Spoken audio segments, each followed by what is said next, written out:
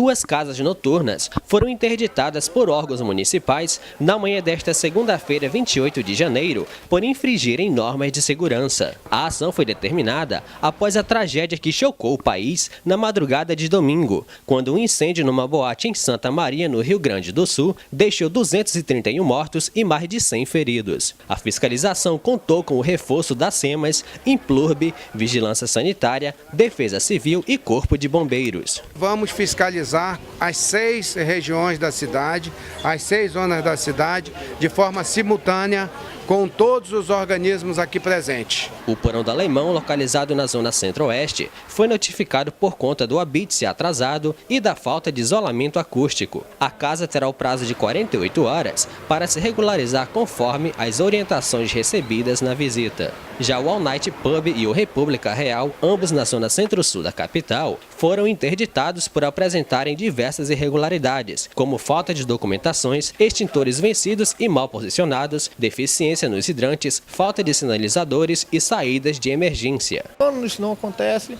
ele está utilizando-se, né, de não estar em conformidade com a legislação.